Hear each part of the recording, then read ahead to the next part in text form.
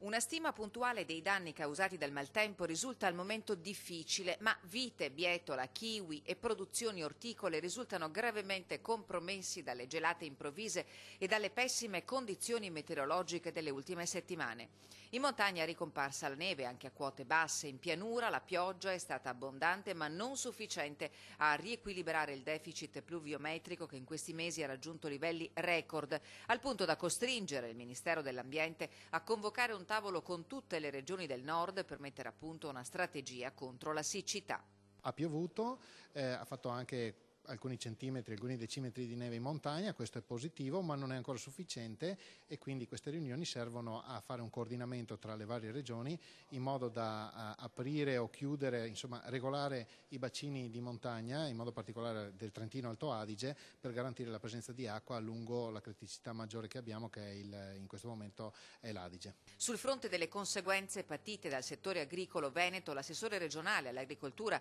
ha sottoscritto una richiesta urgente di incontro con il ministro Martina per rivedere il sistema di assicurazioni e indennizi per danni climatici, le cui evidenze potranno essere confermate non prima della fine di maggio. Per gli amanti delle statistiche erano 70 anni, dal 1957, che non si registrava un così brusco cambiamento climatico.